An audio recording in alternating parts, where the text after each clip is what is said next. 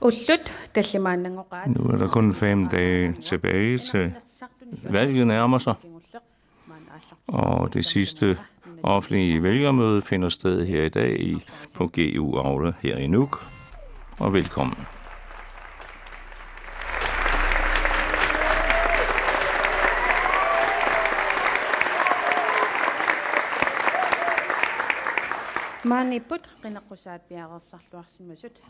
Vi har en række kandidater, som er velforberedte, og et meget opstemt publikum. Vi har nogle spørgsmål, og vi har også nogle spørgsmål, vi har fået gennem sms eller Facebook. Men vi starter med 1 minut til hvert parti til indledende bemærkninger.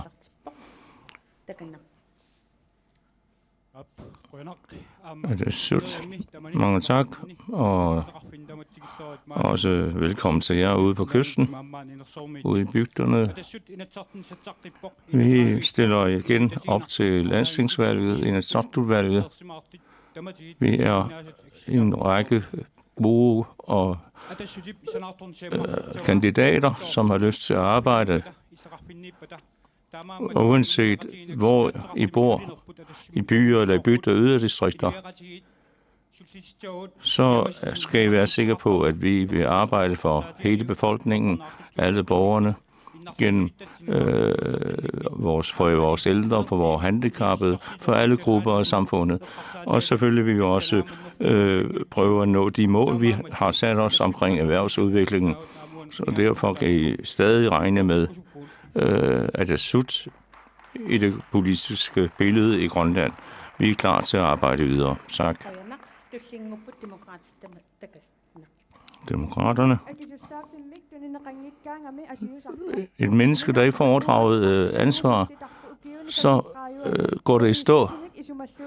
Vi har gennem 35 år, mindst 35 år, levet på tilskud. Når nu endelig selv tager ansvaret. Vi beskytter også fordelingen af befolkningen i bygder og byer.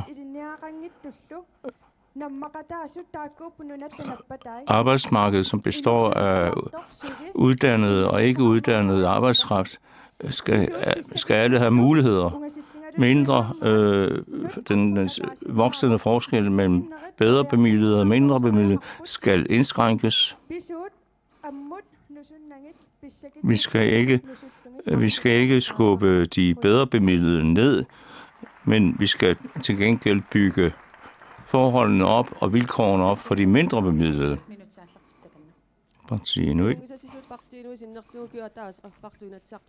Som I ved, har jeg været medlem af Inatsisartut for Partii Inuit i halvandet år. Jeg står her med 30 forslag, som vi har fremsat, men der er kun 3 af dem, der er blevet behandlet. Sådan er arbejdsformen så stiv i Inatsisartut, selvom vi bor i Grønland, på grund af sproghindringer. Så derfor,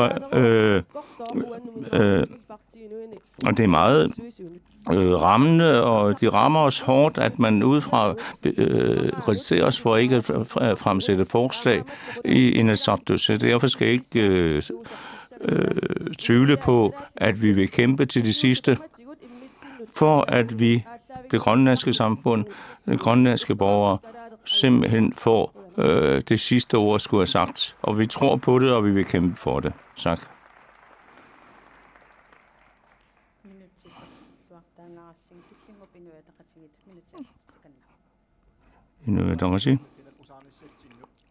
Ja, tak fordi vi også kan være med i dag.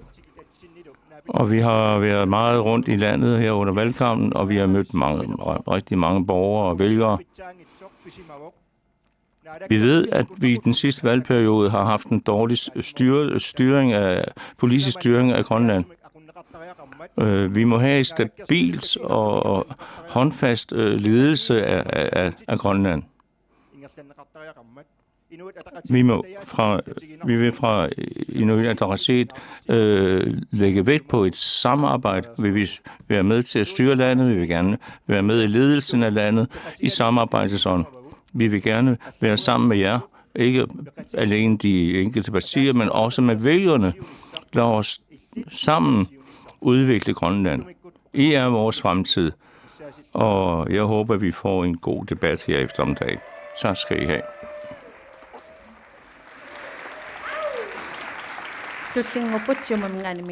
Siumut som det næste. Kære medborgere, da vi havde valgt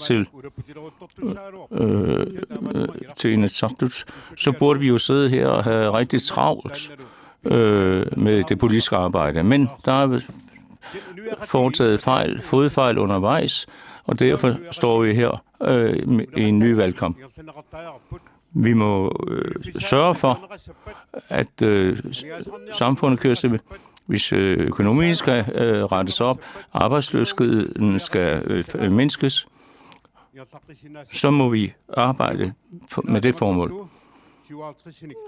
Vi har 57 kandidater fra Siumut over hele landet, Østgrønland, Nordgrønland, hele kysten. Og vi håber selvfølgelig også, at I vil vælge kandidater, som har lyst til at arbejde, som mener det alvorligt med en politisk bedre ledelse af Grønland. Martine Lerot, værsgo. Ærede tv-seere, ærede lyttere, ærede vælgere her og på kysten, og kære førstegangsvælgere.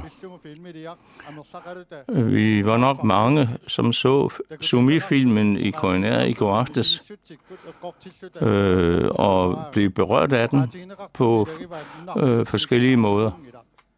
Og det bliver også sagt her i den her film, at forholdene i Grønland ikke har ændret sig så forfærdeligt meget siden dengang Sumi opstod. Og vi vil gerne lave om, vi vil gerne gøre det mere attraktivt, mere menneskeligt at bo i Grønland. Vi stiller op for at arbejde både for dem, der bor i yderdistrikterne, for de mindre bemidlede, for fiskerne og for de handicappede og også de socialt udsatte. Tak skal I have.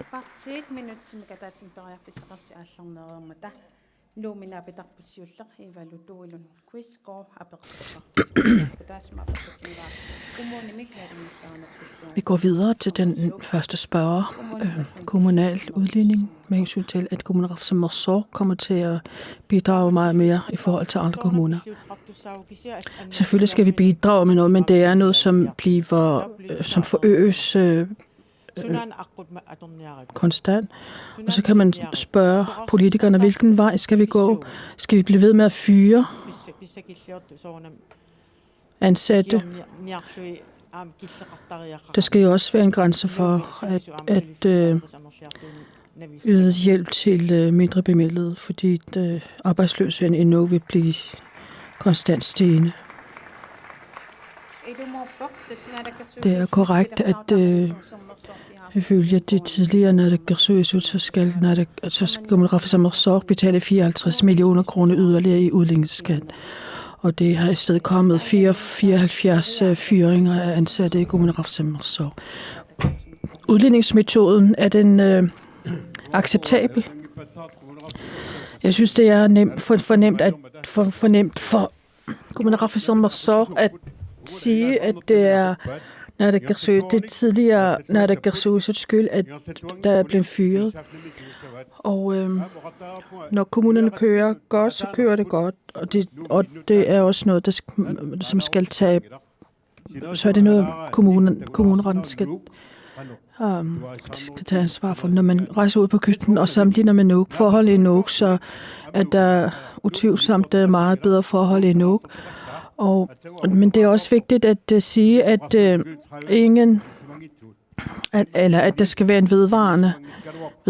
Der skal være vedvarende, og der var også en, der sagde, at man i Sumi-filmen sagde, at der ikke er sket noget i 30 år, og det er jo ikke helt korrekt, fordi der er jo sket noget. Altså det her lokale, geolokalet og andre byggerier, som er blevet bygget de sidste 30 år, er jo bevis på, at der er sket noget. Så det der med udligning er nødvendigt, og naturligvis er Nuuk også hovedstaden i Nuuk noget, vi skal respektere og ikke lade stå til og lade gå i stå.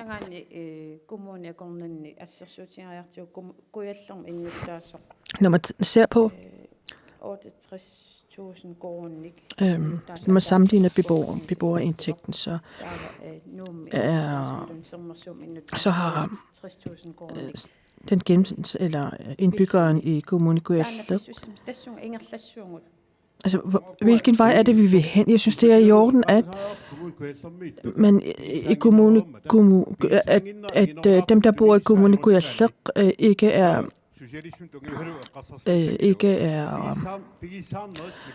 har så gode materielle goder. Det der, og jeg må så også sige, at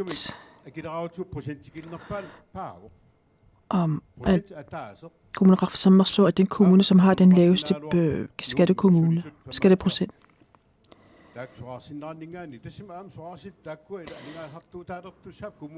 De 75, der er fyret i Kommuneqarfaq Sammarsuaq, bliver jo også en udgift for Kommuneqarfaq Sammarsuaq. Der tænkes for lidt. Der er for ufokuseret tanker om hensyn til Kommuneqarfaq Sammarsuaq. Det er upassende, hvordan og hvorledes man har kørt det på den her måde. Hvis man vil flytte penge fra kommune til kommune, så skal vi vide, hvad disse penge skal bruges til. Qasuutuk Kommune siger borgmester, tusind tak. Ja, vi vil inden i demokraterne, inden vi flytter penge, overfører penge, vide, hvad disse penge skal bruges til. Er det investeringer, eller er det noget, der vil gives til erhvervet? Er det til det sociale område? Det er noget, vi skal have afklaret.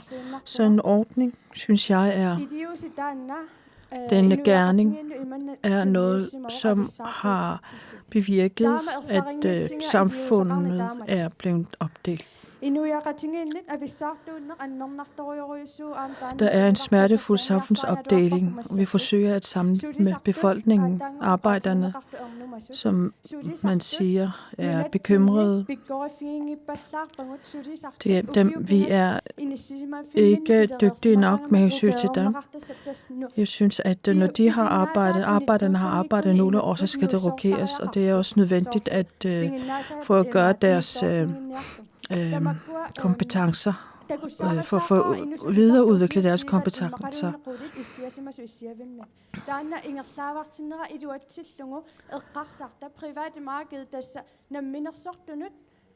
Det vi skal gøre, det er, at vi skal lade en person, der har siddet 10-20 år i det offentlige, lade rotere, og ikke kun forvente, at det kun er det offentlige arbejdspladser, vi skal satse på. Vi skal også tænke på det private. Hvilken udledningsform vil I vælge? Hvad er en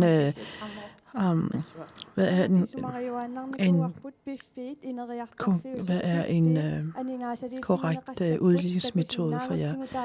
Det er, at man skal bemidle midler til de steder, til de regioner, de områder, hvor der er behov for penge. Der er også mange, der spørger om, hvad lever Nuuk af. Ja, Nuuk er en stor administrationsby.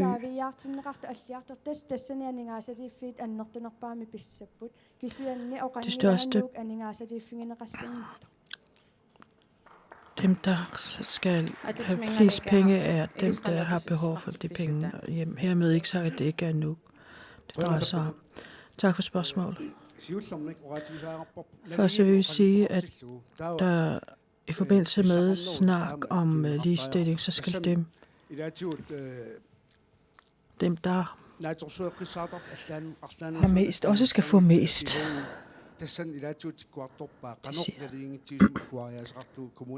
Men fra Adessuts side søger vi hensigtsmæssig ligestilling. Det vil sige, at der er 2 kommuner, som har en lavere skatteprocent.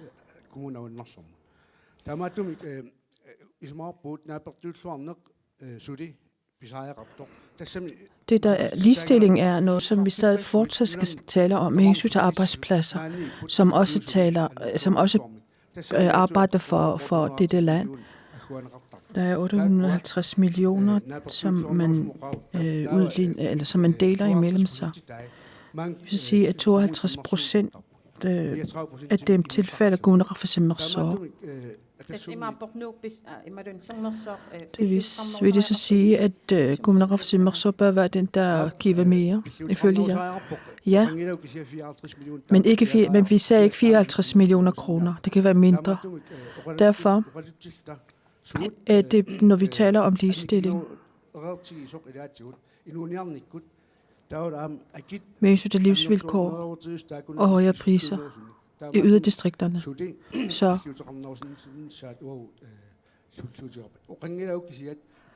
bør Nuuk bidrage med mere. Ikke dermed sagt, at Nuuk skal gå i stå. Nej.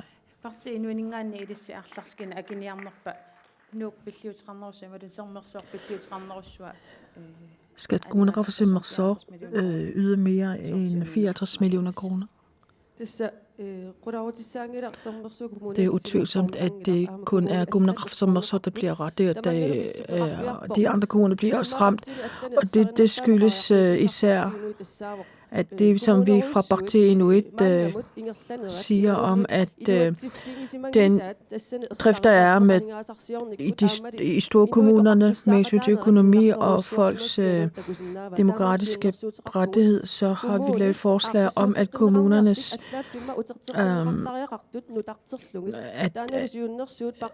kommunesammenlægning bør annulleres, så kommunerne kommer tilbage til den form, det var i før kommunesammenlægningen. Og det synes også at være noget, som befolkningen ønsker.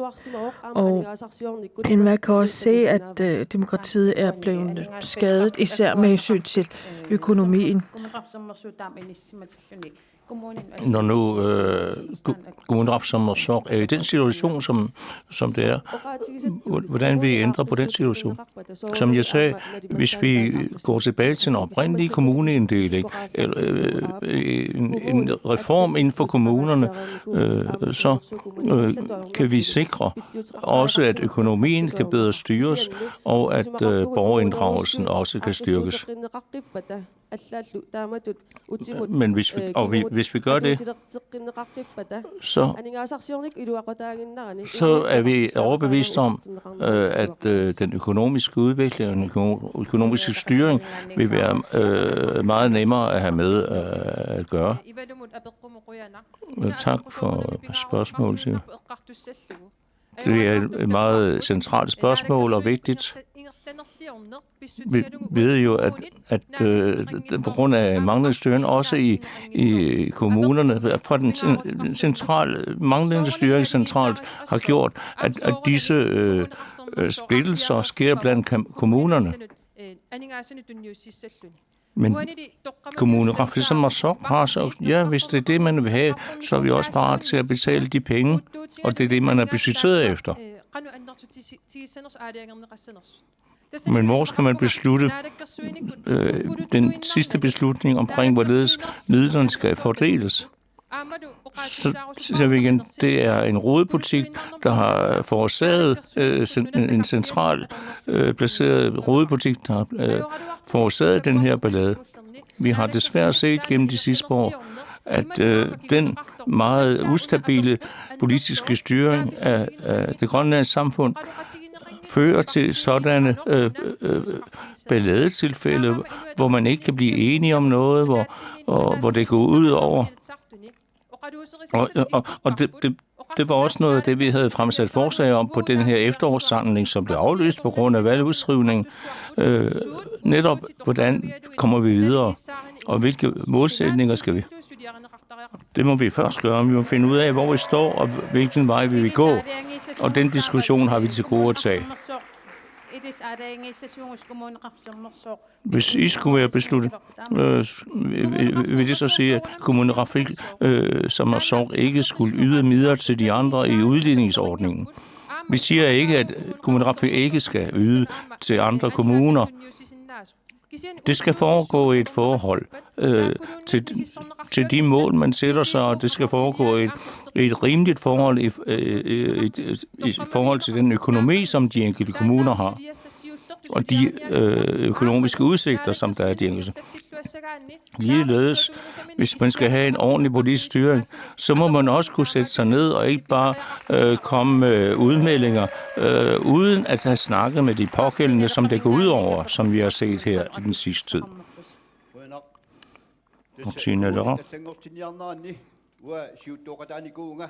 Jeg har været med i arbejde omkring den kommunale reform, som vi kender resultatet af det.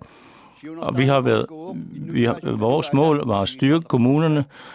Vores formål var at ensarte mulighederne og betingelserne for de forskellige borgere, uanset hvor i Grønland de bor.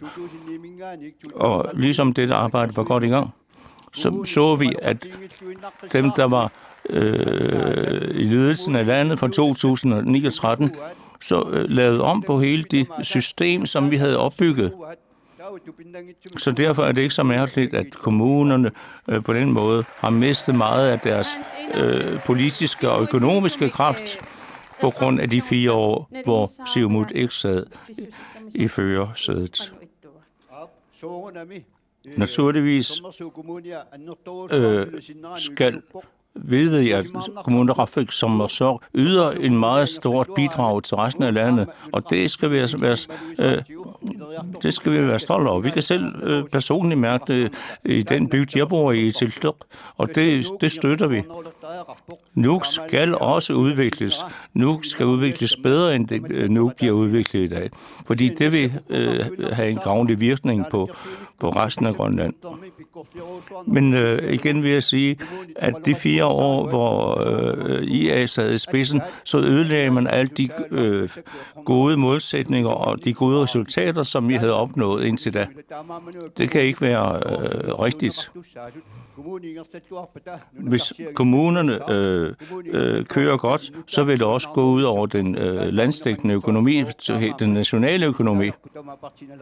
Så det vil vi fra Naleraq bruge rigtig mange kræfter på at rette op på den kommunale fordeling og kommunal ulighed, som der er. Vil det sige, at I er klar til at tage mere end 54 millioner kroner fra Sommersorg til de andre kommuner? Nej, jeg vil ikke sige noget om beløb på nuværende tidspunkt. Vi ved, at i de andre kommuner, Græsøs Kommune og Kommune, ved vi, hvor stor en arbejdsløshed der er, og der har også været fyringsrunder rundt i de forskellige kommuner, og det er det, vi skal ud over, så vi har en stabil, også lokalt stabil politisk styring. Vi ved, at Kommune Rafik Sommersorg har været en meget rig kommune, men de sidste år er det gået ned ad bakke økonomisk. Og oven i købet er der kommet ekstra kontrol med Kommune Rafik Sommersorgs økonomiske dispositioner. Naturligvis skal vi fra centralt hold hjælpe til, også i Sommersorg, omkring infrastrukturen, omkring havnebyggeri og så videre. Selvfølgelig.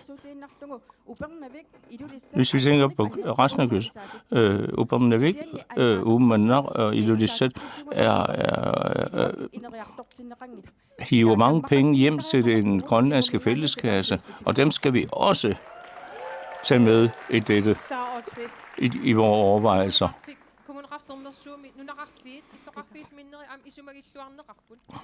Kommune Rafik har også gjort et stort stykke arbejde over for de mindre steder og bygderne i den store kommune.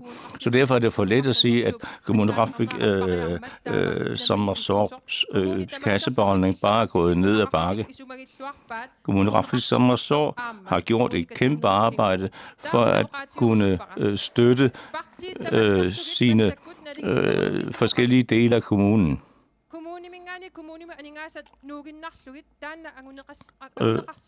Vi kan ikke bare opnå de, vi vil, ved at flytte penge fra kommune til kommune. Men her må vi primært tænke på, hvad er det for vilkår, som borgerne lever under på deres lønninger og på de sociale vilkår, de har. Når vi begynder at tale skattepolitik, så ved vi, at alle de andre partier vender ryggen til os. De vil overhovedet ikke engang diskutere en skattereform, som er mere tilrettet i de behov, som vi har i samfundet. Det er der ikke andre, der ikke debatterer. Vi har mange gange sagt, at det er skattepolitikken, som er et redskab, vigtigt redskab for at rette op på disse skæve forhold. Nico Olsen. Vi må kigge på virkeligheden. Jeg arbejdede personligt under kommunerafsommersår i starten af den nye kommunale periode efter reformen. Men der kunne vi se, hvor hårdt det var, at pludselig skulle arbejde for en så kæmpe stor kommune, som Sorsør jo er. Det kan vi se ikke alene nu, men også de andre steder. Det har medført mange problemer. Det er utroligt svært for borgerne rundt omkring i kommunen at følge med i deres dagligdag. De har langt til det politiske landskab. Vi kan ikke bare snakke os ud af det. Vi må kigge på virkeligheden, fordi hvad er det, folk føler? Og det gælder selvfølgelig også resten af Grønland, og også de andre kommuner, fordi det har skabt mange problemer med den nye kommunale ordning. Fra det slut kigger vi naturligvis også på kommunal fordeling. Men når man nu har besluttet det, så må man også tage det ansvar, der følger med. Vi skal også huske, vi har jo borgmesterposten i Ræsøse Kommune.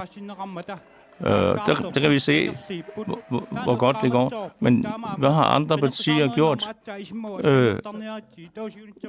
Det går rigtig godt i Ræsøse Kommune, men andre steder med en anden politisk ledelse, så går det knap så godt. Vi kan snakke herfra til juleaften, men det nytter ikke, medmindre vi tager de tiltag. Vi ved også, hvordan det har påvirket de forskellige arbejdsløshedssatser rundt omkring, eller skalaer rundt omkring. Alle må have lige muligheder, så vidt muligt, uanset hvor de bor i Grønland. Vi vil meget gerne have overført ansvaret til kommunalbestyrelsen omkring erhvervsudviklingen i videst muligt omfang.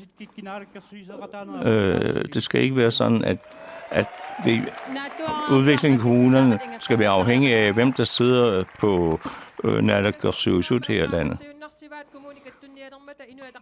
Og man vil også kunne huske, da vi snakkede kommunalreform, så sagde vi, at 4 kommuner, det er for lidt. Og nu kommer der en evaluering og en afrapportering omkring, hvorledes den kommunale nye ordning har fungeret. Vi mener bestemt, at 4 kommuner er for lidt. Vi bliver nødt til at give på muligheden for 5 eller 6 kommuner måske. Vi ved jo, vi mener, at Siumut under deres tidligere ledelser i forbindelse med kommunalreformen, sjaskede dette arbejde igennem. Der var ikke nogen ordentlig kontakt til kommunalbestyrelsen de enkelte steder. Og der sætter os ned her til næste år, 2015, og revurdere sådan helt alvorligt, seriøst sammen, hvordan vi kommer videre herfra. Med de problemer, som er så tydelige.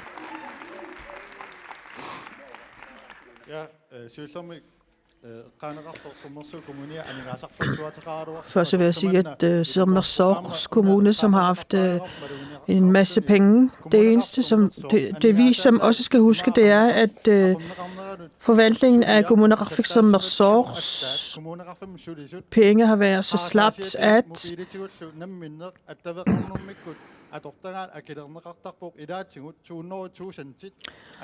der er blevet betalt op til 200.000 for de ansattes brug af mobiler og diverse internetforbindelser.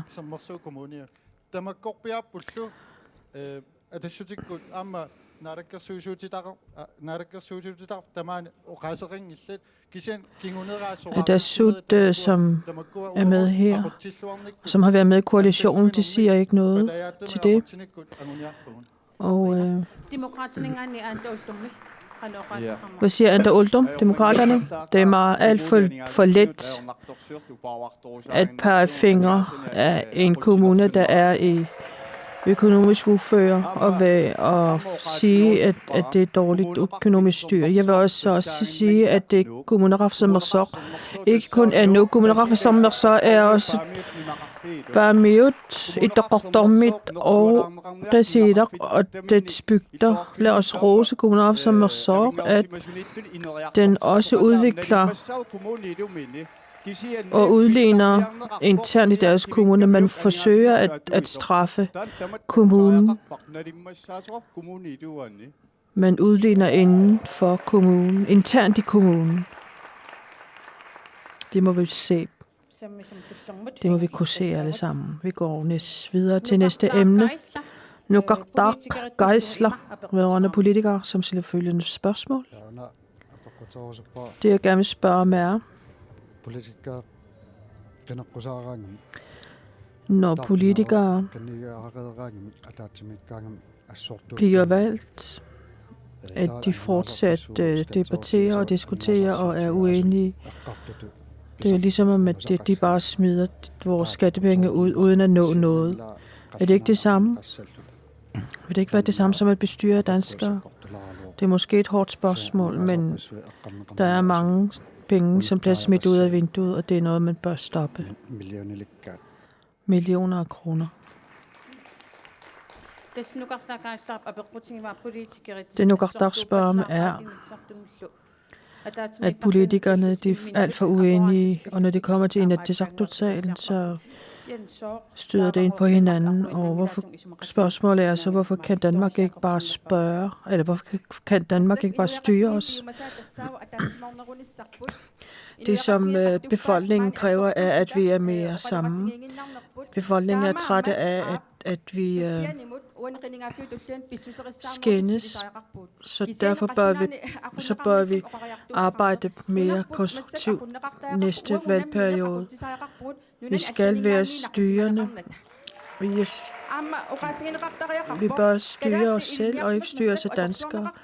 Og det, der skal siges, er, at man skal benytte sig af veluddannede i Grønland. Man kan se, at der er mange arbejdsløse, fordi der er noget tilkaldt arbejdskraft, som står og bander bare Og hvad vil I gøre for, at I ikke skændes for meget? Altså, vi i Siumut er åbne over for andre partier, og har ikke udelukket nogle andre partier. Derfor rækker vi hånden videre til andre kommuner, og jeg ved, at Lars Siebel Johansen har vigtigt det højt at arbejde lige for samtlige partier i Inatsisartut. Pauline Mølgaard, hvad siger du til, at politikerne ikke kan enes? Naturligvis er det Naturligvis har partiet nu et aldrig udelukket andre partier til samarbejde. Det jeg også gerne vil nævne, det er,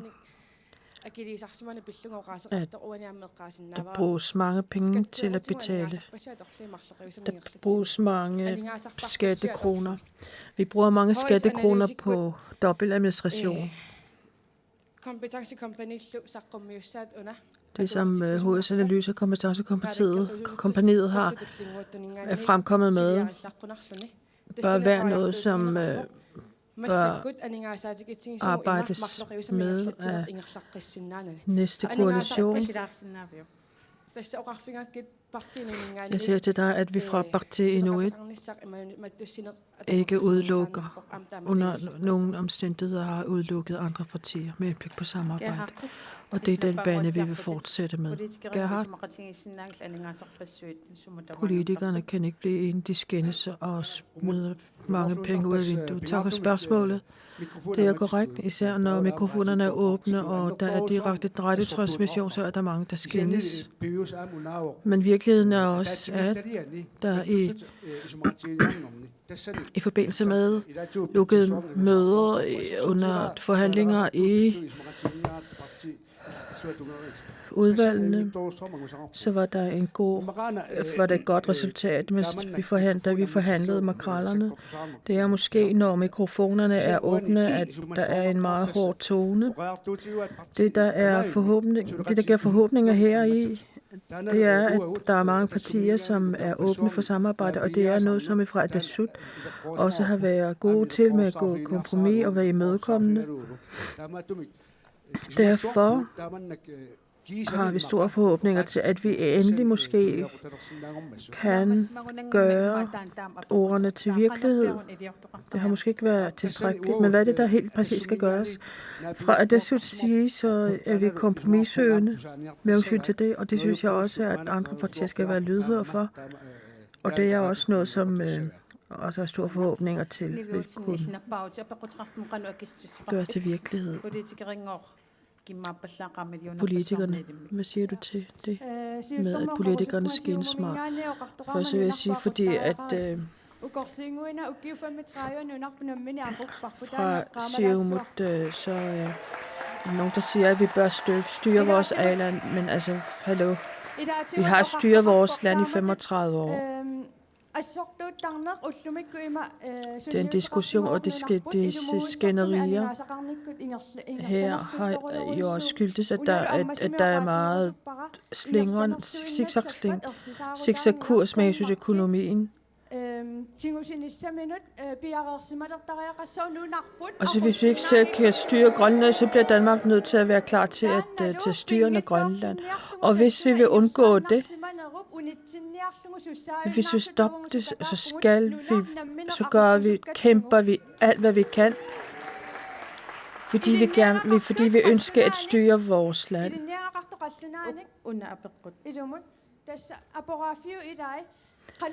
Nogle af de ting, hvor der er konfrontationer så vil der være konfrontationer, når der er så mange forskellige mål. Men vi vil gerne opnå så meget enighed som muligt. Jeg vil altid gå ind for, at man giver grønlænderne penge, fordi man har ondt af dem, på grund af, at jeg kan være med i det. Vil de altid sige, at det ikke er en løsning, fordi man kan ikke rejse grønlænderne op, hvis man har ondt af dem. Men hvad vil I gøre så på politisk side? Vi skal kunne flytte os og mødes på midtvejen.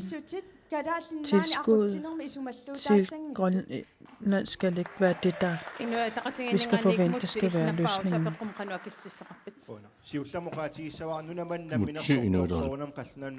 Naturligvis skal det, vores selvstyrende Grønland ikke styres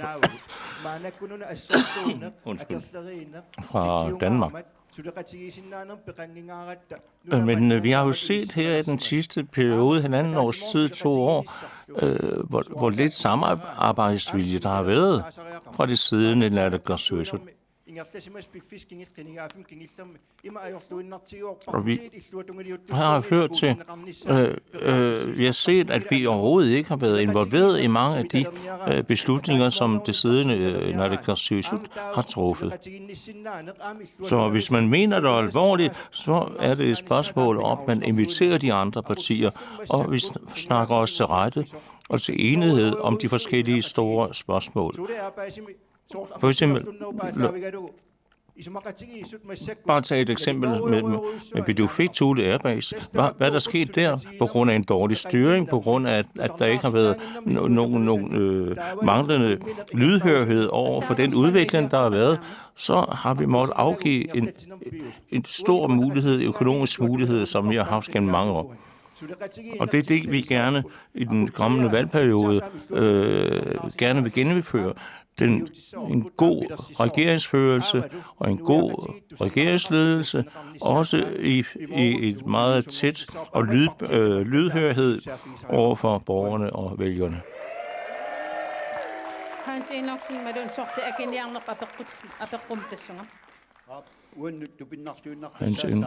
Det vil være meget mærkeligt for mig, hvis vi kan drive politik i fuldstændig enighed og hele tiden. Jeg mener, det er tværtimod sundt, at vi har vores egne platforme, vores egne politiske tankegang.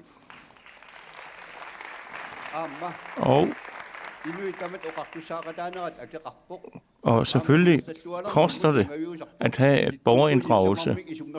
Hvis vi skal have et system, hvor vælgerne og borgerne hele tiden har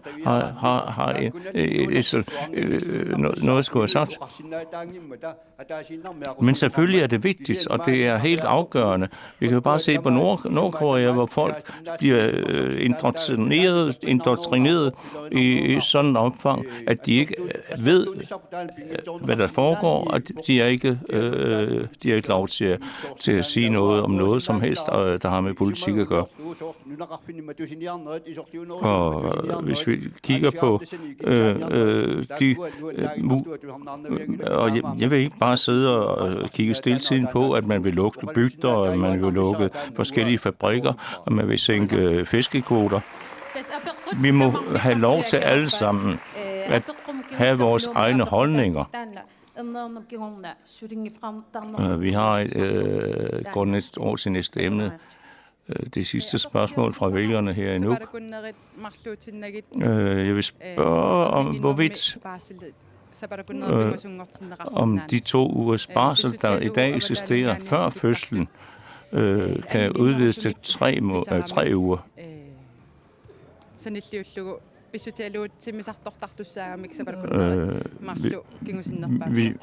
Vi ved jo også, hvorledes det er med de gravide, der bliver nødt til at tage ind på Sana, at de skal også bruge tid på transport for at komme fra deres hjemsted. Men på grund af, at disse gravide fra kysten er nødt til at rejse mere end 2 uger før selve fødslen er fastlagt til. Og det vil sige, at de mister deres indtægt i den periode. Hvordan kan vi rette op på det? Ja, jeg er jordmor her i byen. Det er rigtigt. Der er lige en lille sløjfe på. Barselsorlov kan ifølge loven starte 2 uger før selve barslen, selve fødslen. Men hvis man bor i en anden by, så er det et krav fra sundhedsvæsenet. Så er det et krav, at disse mennesker kommer til stedet på omkring mindst 3 uger før fødslen er fastlagt til.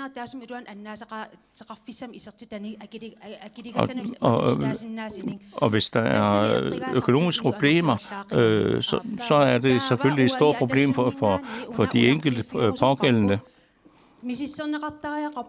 Vi mener, at vi bør undersøge nøje, hvorledes man efter etablering af storkommunerne sørger for at rette op på disse ting. Vi arbejder for, at barselsperioden bliver forlænget. Naturligvis vil vi arbejde for, at de mennesker, der bliver nødt til at forlade deres hjemsted for at føde deres barn. Vi går med til at forlænge det, ja eller nej. Så enkelt er problemstillingen ikke. Det er jo heller ikke alle, det går ud over.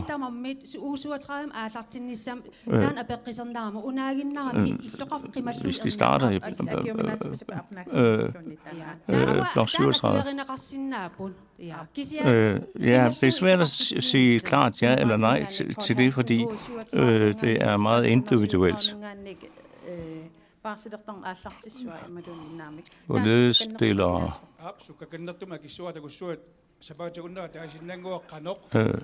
jeg skal prøve at høre. Hvor meget skal vi ofre for det der? Ja, det vil da ikke koste ret meget at skulle sørge for, at disse mennesker kan opbære deres indsigt i den korte periode. Vi ved jo også, hvilke personlige omkostninger de har. De bliver nødt til at tage alene af sted, at de må forlade deres familie. Så derfor må vi rette op på foran. Ja, vi går meget gerne til, at man går hen til, man vedtager uge 37 som skæringspunktet, og vi må have råd til det. Jeg mener, at det, der blev sagt, svarer meget godt til vores politik. Selvfølgelig må disse mennesker, som vi taler om her, i deres hjemkommune, have ydes eller gives de muligheder, som de har på hjemstedet. Vi kan selvfølgelig ikke have, at alle, der skal føde med de mindste problemer, bliver nødt til at tage et centralt sted hen, som her på Sana på Landshospitalet.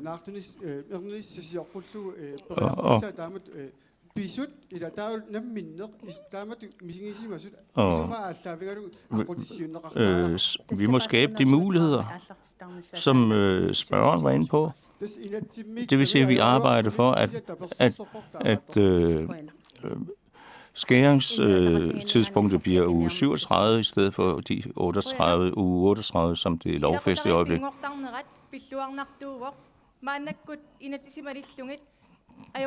Det er jo en lykkelig begivenhed, når børn kommer til verden. Og vi vil også meget gerne i den her forbindelse også give mulighed for at kunne forlænge barselsorloven for fædrene, fordi det er forældre, far og mor. Og med hensyn til Georg Olsens udsagn, hvis der er en fare for, hvis man absolut med vold og magt vil bibeholde disse muligheder lokalt, så risikerer vi, at den børnedødelighed, som også er et problem rundt omkring, bliver større. Vi har netop på det punkt et program, som I er velkommen til at tage med hjem. Ja, vi er med på, at skæringspunktet kan være uge 37, men også med tanke på begge forældre.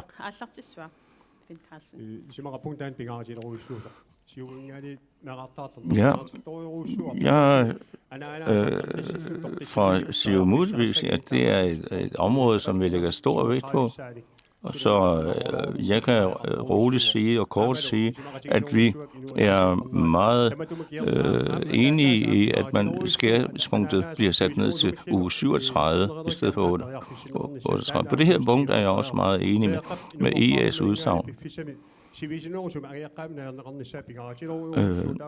Det er også vigtigt for at med hensyn til forlængelse af barselsorlov, også for faderen, er vigtigt for barnets første måneder, første del af barnets opvækst.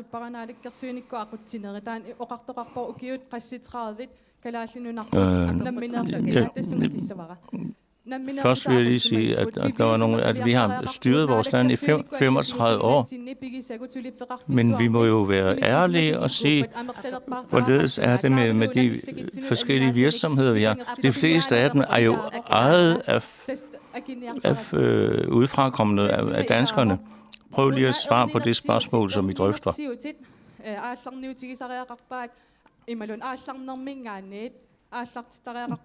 Selvfølgelig må de kvinder, der bliver nødt til at tage fra deres hjemsted for at føde, kunne få dækket deres udgifter og de mistede indtægter fra dag 1, hvor de forlader deres hjem. Og her er det igen, som det er nu, de mindre bemidlede, det går ud over. Og det skal vi have rettet op på. Og vi går over til næste emne.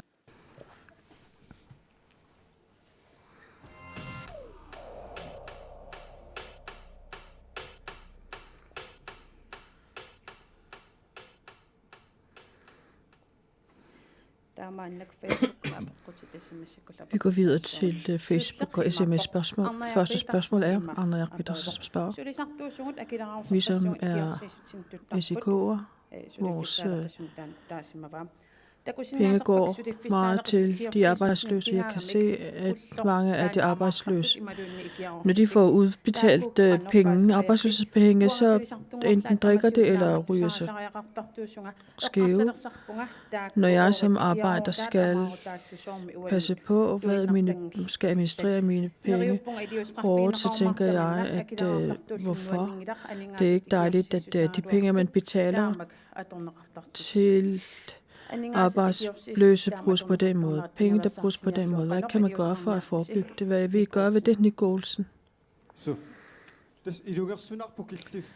Det er et anstrengende stadie af forholdet, at der, hvor det er nu, at det er blevet almindeligt her i vores land, at en arbejdsløse man er begyndt at betragte den arbejdsløse som at holde fest, at begynde at betragte velkomne som at være den, der fester og ryger skæv. Er det sådan, at vi betragter vores arbejde faglært arbejdskraft? Der er mange grønlændere, som ikke bliver ansat.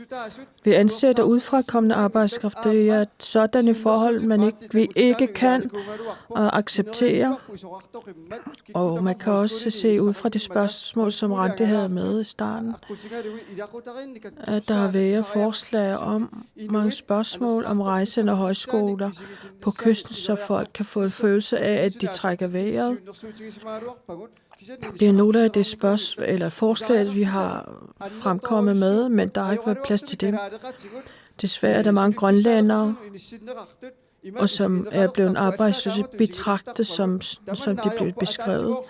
Det er ikke godt. Det er, vi skal kigge os på os selv som et folk, og ikke kategorisere folk. Vi skal alle tage ansvar, og det er også, ligger også i, hvordan vi grønlændere bliver brugt, og når vi holder op med at tilkalde arbejdskraft, så kan vi begynde at gå fremad. Peter Davidsen fra Siumut. Vi kan understrege her, at i og med, at man kender hinanden i de små bosteder, så kan man se, hvad arbejdsløshedspenge bruges. Skal man begynde at sætte grænser? Nej, det skal man ikke. Vi bør lave nogle ordninger med hensyn til arbejderfamilierne og reformere socialloven. Og derfra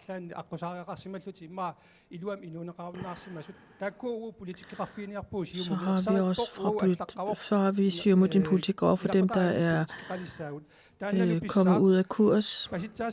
Vi vil etablere en familielov, og når vi får mistanker om, at der er nogle familier, der lever et dysfunktionelt liv, såsom har alkohol eller misbrugsproblemer, så skal vi rådgive dem til at komme på banen igen. Og det er også på den måde, at vi også undgår at placere børn uden for hjemmet. Kommunalreform Morsor bruger vi 120 millioner kroner til det. Disse penge kan bruges til andet, blandt andet til familiebehandling og rådgivning af familier. Tak. Jakob Abelsen fra Adasut. Med hensyn til de penge, der gives til arbejdsløse, og som bruges til druk og hashmisbrug. Skal der være konsekvenser af det? Nej. Fra Adasut mener vi, at der med hensyn til offentlig socialhjælp, så skal som for den nødvendige hjælp, de har brug for, kan jo næsten ikke bruges. Der er for eksempel en enkelt person, der for eksempel kun får 800 kroner per 14. dag. I Danmark er det meget højere, så det er ikke så mærkeligt, at der er nogen, der flygter til Danmark. Jeg synes, at vi bør fokusere meget mere på dette her i vores land. Og dem, vi så har tabt, dem skal vi løfte op. Vi er nødt til at arbejde med dem. Der er mange arbejdsløse i virksomhederne, indhandlingsstederne i Nuuk for eksempel. Der er ellers en masse arbejdspladser i produktionsanlæggene, men der er også mange arbejdsløse. Vi skal ikke kun pege fingre af nogen, men åbne op for, at folk tager ansvar. Det er det, vi vil arbejde med i Adas. Poul Hansen, skal der være konsekvenser? Altså det er op til det enkelte individ at bruge de penge, der bliver givet til vedkommende. Men desværre er bliver det misbrugt, det går sådan i dag, til alkohol og til hash. For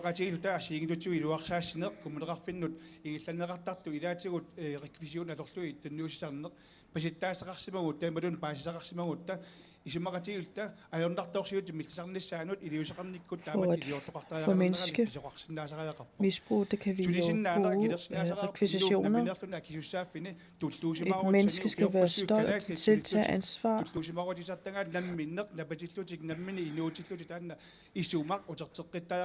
Grønlænderens stolthed over at være herre over eget liv bør komme tilbage, og det skal give mening, at vi sammen i enighed og udligner på mange måder, så kan vi nå det mål igen. Tak. Anne Hansen, Inuit Ataqatigiit. Desværre, at der er alt for mange mennesker, som har alkohol og hashmisbrugsproblemer. Og det er et symptom på, at der er ulighed i sociallovgivningen. Derfor arbejder vi i Inuit Ataqatigiit med, at det skal kunne betale sig at arbejde. Og det er det, vi er i gang med at udligne ved reformering af sociallovgivningen. Men der er også mange folk, som efter en lang arbejdsløshedsperiode ikke kan få de tjente penge nå til, for eksempel til huslejen har ikke råd til husleje og går tilbage til arbejdsløse, fordi det er det nemmeste. Og af den grund så er der massive problemer, alkohol- og misbrugsproblemer. Skal det være konsekvenser af, hvis man misbruger arbejdsløshedspenge? Det vi gerne vil nå i Inuit Ataqatigiit er, at når folk ønsker at komme i misbrugsbehandling, så skal det starte med det samme gratis. Vi ser meget tit og ofte, at folk med stor vilje til at blive behandlet, så kommer nogle af dem til at vente et halvt år til at komme i behandling. Det skal vi komme bort fra, og vi fra Inuit Ataqatigiit mener, at når man får lyst til at blive misbrugsbehandlet, så skal man komme ind med det samme. Tak. Parti Nadarak Angnak Bonne, hvad siger du til det?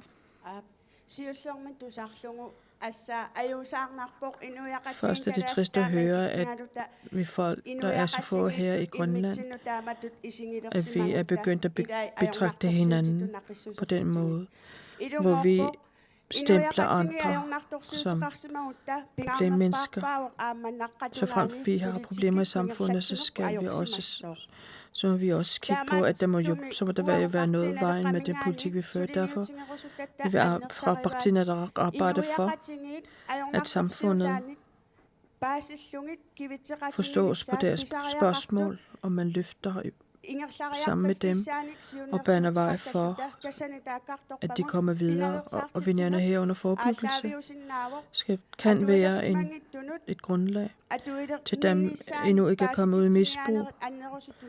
Informationskampagne til dem også, og til dem, der allerede er i gang med et forbrug, er det også meget vigtigt, at behandlingscentre på kysten også, eller rejsende behandlingscentre etableres.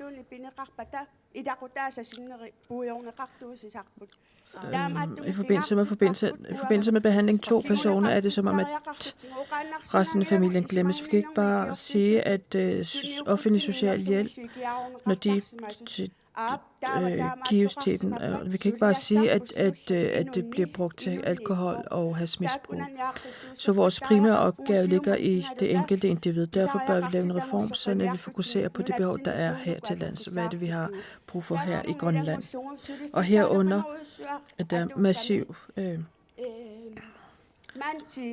arbejdsløshed.